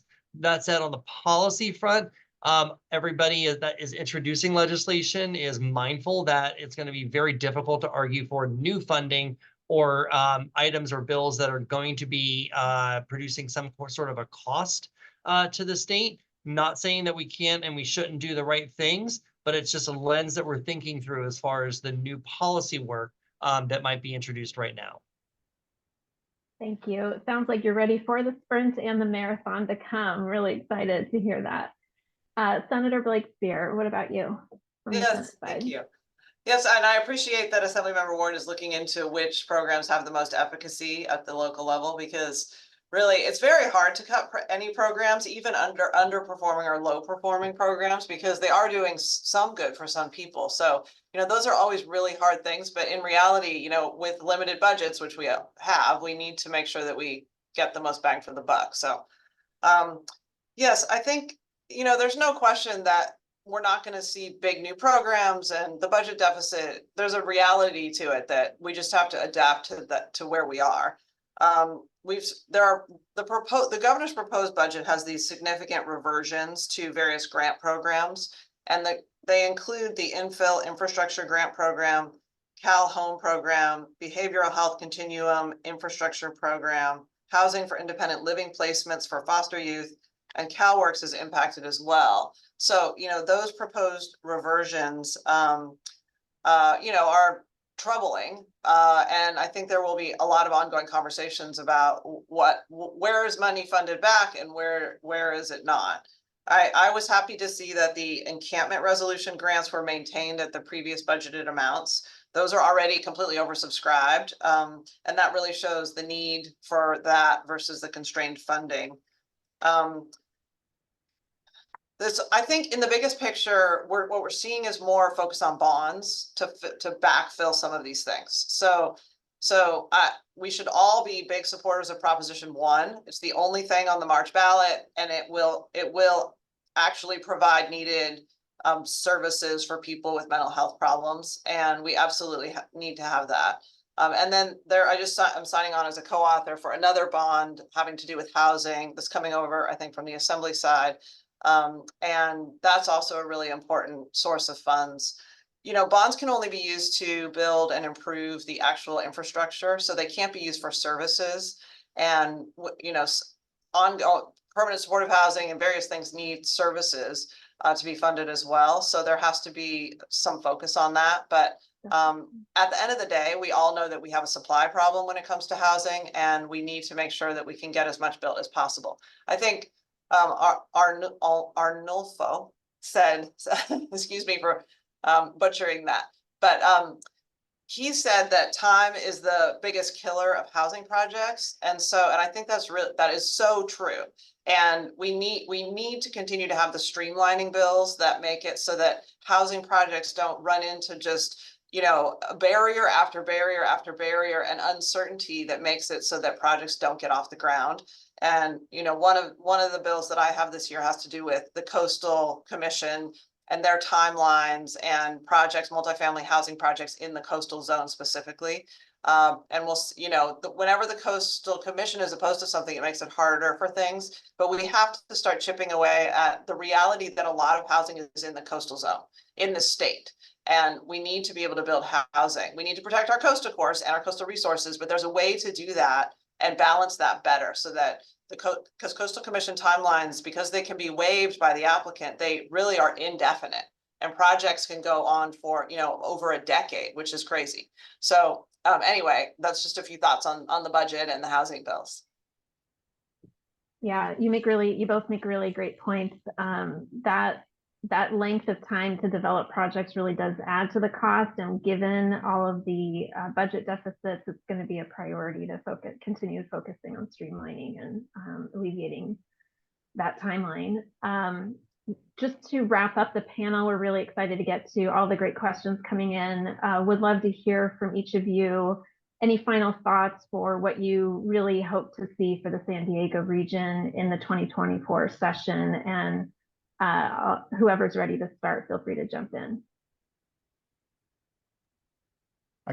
I'll jump in here with the, I'm excited for the SB 932, where we've got, opportunities, any opportunities that helps to the production of housing, the ease of when your expenditures come in. I think that's a big, great opportunity. Also, AB 1789, the rehab and preservation. I think with what happened with the floods here in San Diego, there's going to be several buildings that are going to be have to be demolished. I think it's an opportunity to re-densify certain areas while you're building the infrastructure coming into these communities. And I think that mobilizing the conversation about housing, how it impacts all the state of California. San Diego being the second county behind LA with the largest population of low-income residents, I think it is important that we figure out ways how to bring more money here into San Diego, and being able to communicate with the governor, with their budget analysts, the ones that are informing this. I think it is important that we turn around these cuts so that by the time the May revise comes in, that we can restore all of these components. And I know it's difficult. We keep saying this is 6,400 units, but these are people, these are families. When you house people, you reduce the overall cost to the counties and to the states on health conditions. You improve education, you improve outcomes, you improve the equity outcomes that you're looking for in an equitable administration that we have right now when we talk about equity. So to me, that is what I'm excited. Let's mobilize, and I think that let's focus on turning around this budget so that the May revise demonstrates where the values and where the priorities for the state of California is for those low-income households. Again, 75% of the low-income population in the state of California are people of color. Thank you. Assemblymember Ward, I'm curious how you're thinking about the needs of the San Diego region too. You spoke a lot about that earlier, but even thinking about REAP and the impact that budget deficits are going to have on that program, which were so critical, given the alignment with the kind of intersections between housing, sustainability, transit, and climate. Any thoughts to share? Absolutely. Well, I think that a lot of the work that we're doing here certainly will benefit, hopefully proportionally, San Diego's fair share, whether it's through budgeted programs that we're able to restore and save, or some of the efforts that we're doing on the policy front, that local development will be able to achieve additional capacity through some of that efforts as well. You've already heard I'm sure, about, improvements to either EB 2011 for expanding on mixed use and commercial property opportunity sites that, are constrained because of the way some of the nuance of that law was written, on the improvement of the builder's remedy law, although I don't think we've had any strong offenders. Maybe the city of Coronado got close to it, but, they didn't. And so they did the right thing and worked with our attorney general. But I think that's going to be important for statewide, importantly for statewide support of housing law. And then the collection of deferring the collection of impact fees, I think, would be absolutely critical, because as you've heard from Arnulfo, that time is money, and sometimes that is going to make something pencil out or not at the on the front end. And I think that's going to be effective to help make some of these projects actually get to a point of construction and ultimately occupancy. We have, I think, a variety of different ways that a lot of my colleagues are looking to be able to support housing. The problems that we have are kind of multi-pronged in their origin, and they're multi-pronged in their solution. So when we're thinking about looking at some of the RENA issues, that on some more of the planning side, that's something that we're actually anticipating a study analysis release from HCD. To be able to support us in our knowledge for reforms that are meaningful, that will help us achieve, realize some achievable targets. I'm looking at the Building Standards Commission. We are, looking at other questions of production and affordability. So I think a lot more to say on that in just a couple of weeks' time. I know you talked about regionally. Maybe she'll chime in, Senator Blakespear. I'm appreciative of her leadership on transit and on the rail corridor, because of course, as we're building up our communities, we've got to make sure communities are more sustainably connected, and making sure that we're making the shift of transportation investments is also critical. The REAP program, again, like everything else, being up for discussion, we've got to make sure that programs that are helpful to realize sustainable community strategies are actually funded and supported. That is the direction I would like to see go, because I know that housing policy and climate policy are absolutely interconnected, right? How and in what form we are growing into the future, and that we make sure that things are new residents are connected to existing infrastructure, closer to jobs, closer to schools, closer to amenities that they want to see as a part of their daily living. Further, I think, enhances the vitality of our communities, but also reduces congestion and sprawl and pollution that we're seeing from climate impacts. So a lot of work in front of us, and I'm looking forward to staying engaged with San Diegans on all fronts to try to be able to make this a successful year, even under very limiting parameters. Great, thank you. Senator Blakespear, it seems like he teed it up for you. Yes, thank you. I mean, one of the things you hear all the time is that communities say, we don't want more housing until we have the infrastructure. And, we can't hold up housing for infrastructure. We need to be working on infrastructure at the same time. So one of the things that I'm really focused on is the low sand rail corridor, the railroad that goes 350 miles from San Diego to San Luis Obispo. It serves 20 million people, so half the state lives within proximity of that rail corridor. And unfortunately, it's very much at risk. We previously had 4 million rides a year, and now we're under, we previously had 8 million a year. Now we're under 4 million. So, and the line is down in San Clemente for now 3 weeks, and there's no time when it's going to open again, which means that you can't get to LA Union Station from San Diego. You can't, there are not bus bridges going around. I mean, it's really a dire situation. So focused on that in infrastructure, and then also a bill that streamlines how cities are able to build bike lanes, which is another infrastructure bill.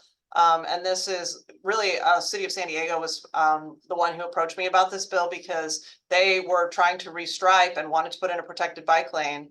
And they had to go through the Coastal Commission and amend their CDP, and it resulted in someone actually having an accident, being hit in the bike lane that was not protected, when that was the entire point of the project. So, making that simpler. And the good thing is Coastal Commission supports this reform, so that's great. I just want to mention a couple other things. So I see a question here. Well, I see two questions that I could quickly answer. Josh asked a question about inclusionary ordinances and cities using them to stop housing, but by setting them so high that projects become infeasible. My experience is that HCD does not allow that. They want cities to produce a study, and they don't really allow anything over 15% inclusionary. Maybe there's a 20% example, but I never see 50% or 70% or something. So I do think that HCD is pretty effective at pushing back on that, despite the example that you gave, which maybe they need to be reported to HCD. The second question is from Ben Larson. I agree that ADUs, I mean, given that stat that was shared before, I think Heidi shared it, 80% of the city is single family zoning.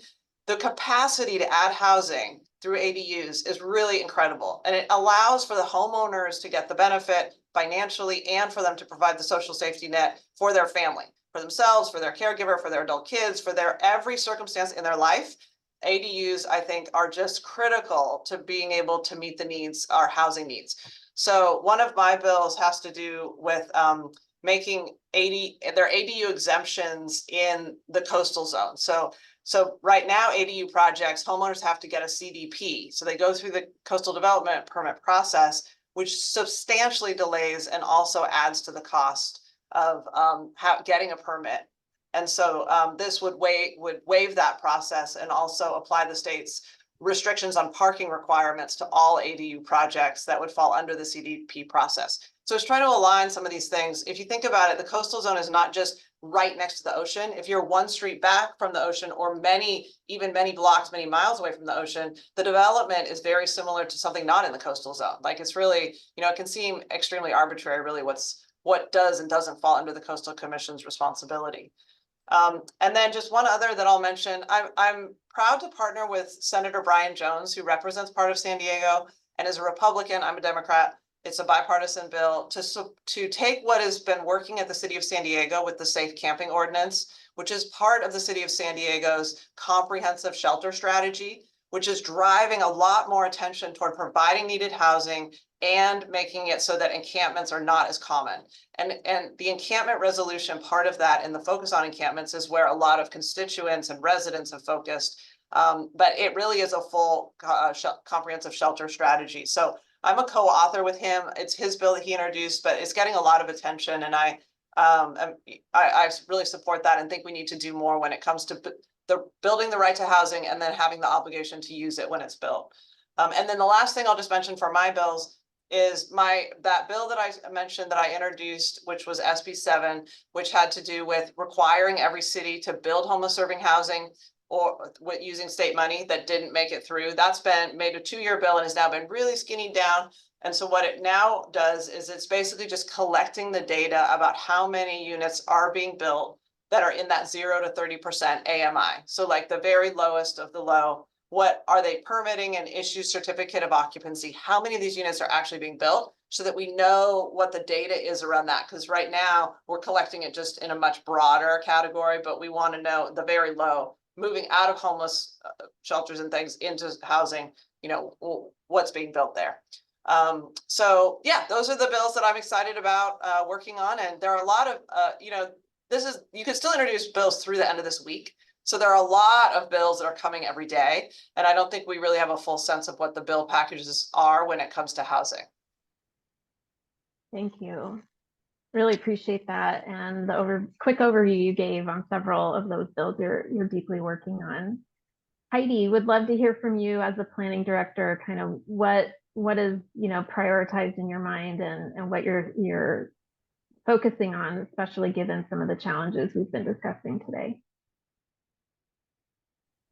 Sure. So just to echo a couple of things, I'm excited for the potential for RHNA reform. RHNA looks really at the number of units that the jurisdictions produce, and it is not focused on the number of people that are housed. And I think that's really critical as we move forward. We do not want to be in the business of just producing units. We really want to make sure that we are providing housing that meet the needs of the diverse population in our city, as well as all cities across the state. That means looking at different product types, different products that are affordable to people of all income levels and that work for all types of families, including families with children and intergenerational families. I am also excited potentially to see some more legislation in the space of reform to the Subdivision Map Act to make providing homeownership opportunities and ministerial by right action. Right now, a lot of the help that we've gotten out of the state legislature has allowed for by right approvals of housing, but what that is largely resulting in is rental housing. We are seeing essentially zero homeownership opportunities come through a lot of the state law assistance. And I'm really excited to see additional work on the lines of 684, expanding that into more areas of the city and keeping that out of an opt-in program. Other things, I'm excited and thank you to Senator Blakespear for her work on helping us with streamlining things such as bike lanes through the Coastal Commission process. And I think I will leave it at that. Great, thank you. Really appreciate everyone's thoughtful comments. So we've gotten some great questions in, and thank you, Senator Blakespear, for jumping in on a few of those. That was really helpful. You know, there's been a lot of discussion in the panel and the previous presentation about the floods that San Diego experienced, and would like to start there. You know, it's really had a huge impact on housing stability in San Diego. And as we know, many of the residents are you know, supposed to be leaving hotels today, but there's efforts in place to try to mitigate that. What can any of you share more about those efforts and what is happening to help displaced residents so that they aren't left homeless after the storm destruction, and will continue to be able to have some housing and support from the government? I think, first of all, I'm just grateful that our local leadership with Mayor Gloria and others acted quickly to be able to provide some both local emergency declarations, and then myself, and I'm sure Senator Blakespear and her colleagues as well, you know, really asking the governor to, you know, very quickly reflect that state of emergency, which he did. And now we as well are trying to achieve some federal designation to be able to facilitate even more dollars coming in. So FEMA, we just had a meeting yesterday. The days are long up here. It was yesterday on Tuesday with the Cal OES director, and we're assured that both as individuals affected, that FEMA support is coming, and as individuals would be available to them to be able to help them stabilize them as they assess their individual circumstances and next steps. And then programmatically, some of the work that we're hoping, some of the budget we're hoping would come through federal emergency declarations would be able to make their way to local agencies to be able to get out to communities. So there's a lot in motion, but it really started because of Mayor Gloria and local officials acting quickly to be able to secure some of these funding streams. Thank you. Really helpful overview. You know, there's one of the questions brought up flood insurance and how a lot of people didn't have flood insurance. And we know that home insurance in general is just a nightmare right now. And, you know, insurance providers are leaving the state. We haven't heard, I haven't necessarily heard that mentioned so far in today's discussion. So curious if you guys have thoughts on how that may be addressed at the legislative level, and how we can extend more coverage to build new housing, but also protect existing housing and make it more affordable for people.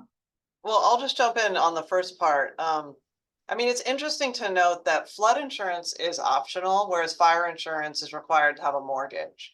So, you know, in times, which are most of the times of my life, we're talking about drought. You know, it's hard to justify buying flood insurance when drought is the main thing that's, you know, killing trees and we don't have enough water and we're trying to conserve and all this. So, you know, the reality of, is that going to change? Will flood insurance be a requirement, or will more people start buying it? You know, I don't know. I haven't heard anyone seriously talking about that. Of course, insurance in general is going up in every category. So anyway, it's just good to put it in context of like recognizing that very few people statistically have flood insurance. Yeah, similar to earthquake insurance too. Yeah. Arnulfo, I'm wondering, as a developer, how you think about this and what your experience has been in San Diego around insurance for the properties that MAAC owns. Well, the cost of insurance overall has been going up from the production side of it, from the construction side of it. The line items keep getting bigger and bigger. Where we have seen the biggest hits to our existing affordable housing is in the operations. The properties that have already been built, the properties that are operating. Whenever we budget for these operations we do a certain amount of increases that we are allowed to by the state of California or by HUD, depending on the funding sources that we use. They're tied to the area median income. And we don't always hit the top margin of these rents. We're always lower than those maximum rents because they're still not as affordable that people think they are. But when you get hit with a 10% increase or a 15% increase in your insurance cost, which is a large line item on your operations, you have no choice but to try and maximize the rental revenue that you can get based on the limits. And pretty soon we're gonna tap out on if this insurance costs keep going up. And it doesn't matter where your property is. Even if you're not in the floodplain, even if you're not near a fire zone, we are seeing increases in our insurance costs of our existing operations go up across the board. And we're not alone. It's happening to all the developers and to all the owners of multifamily. But affordable housing has the biggest impacts because we are limited, and we should not be raising the rents beyond any limits that we have there. Great. Yeah, you're right. It's a really big issue. So hoping that we can figure out how to fix the insurance industry and its connection to housing, because it is really becoming a challenge. Unfortunately, that is all the time we have for Q&A. I was hoping to get to one or two more. Heidi, just wondering if you wanted to chime in on any of the questions you see in the chat or any other comments that you heard during the Q&A. Yeah, I can just quickly, looking at some of the questions that are remaining, there were questions related to building homes at the 60 to 80% affordability level. And I think it's just important for us to all remember that it's important for us to be building homes at all affordability levels. And particularly as we're looking at affirmatively furthering for housing, we need to be very intentional about where that's located and what that mix looks like in our higher resource and lower resource areas. And then there's another question about housing in coastal areas that are being used for short-term vacation rentals, as well as furnished long-term, sort of visitor accommodations. I'll just note that the city of San Diego has put in effect restrictions on all ADUs, as well as in many other instances through our density bonus programs to limit short-term rentals. And so that is something that I believe is, addressed, but something that we need to look further into enforcement on. And then with respect to, long-term visitor accommodations as well, that's something that we also have our eye on at the local level to make sure that the housing units that we are available for homes for people that need them that live in our city. Great. Thank you so much, Heidi, and everyone. Thank you to all of our panelists for your very helpful comments and view of the state of issues in the SANDAG region. Now I'd like to welcome and bring back Tueri Fowla, who will be providing announcements of SANDAG's upcoming events and resources and closing remarks for today's session. Thank you. Thank you. Thank you, Natalie. And thank you to everyone who's been able to join us on this housing forum. As Natalie said, my name is Tueri Fowla, and I'm the program manager for SANDAG's Sustainable Communities team, including their housing team. And I just want to say a huge thank you to everyone for your participation. I know it was 2 hours of your very precious time, so I really am thankful that you all were able to join us. I hope that you learned a lot. I know I certainly did. And I think we're all here today because we care about providing homes and affordable homes, as Heidi said, for all income levels to anyone who really wants to live, play, or work here in our San Diego region, as well as across California.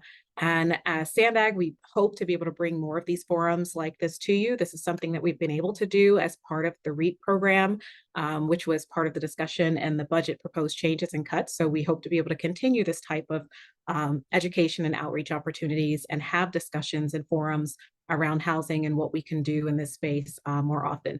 But a huge thank you to I know she's maybe not on with us right now, but our SANDAG board chair, supervisor of the County Board of Supervisors, Nora Vargas, for her opening remarks.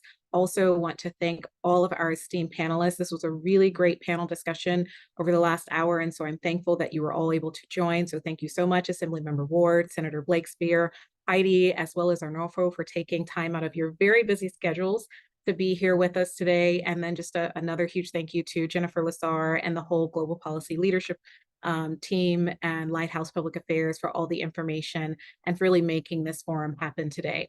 But a couple of items that I just want to mention before we let you go that you see here on the screen. I did want to give you a couple of upcoming things that you can keep an eye out for that SANDAG is doing. We are hosting our second Housing Policy Leadership Academy, which will be starting in March. Now, this is a free opportunity for those who want to really deepen your understanding, your ability to work in the housing space more and really working with policymakers and planners. If you would like to participate in this, please get your application in by February 22nd. You do need to fill out an application to be a part of that. The space is limited, so if you're interested, please make sure to go to either SANDAG's website, and I believe they put the information also in the chat for how you can access that application. And then we also have other resources that are available on SANDAG's website under our Housing Acceleration Program. We'll soon be releasing some guidance on anti-displacement strategies this spring.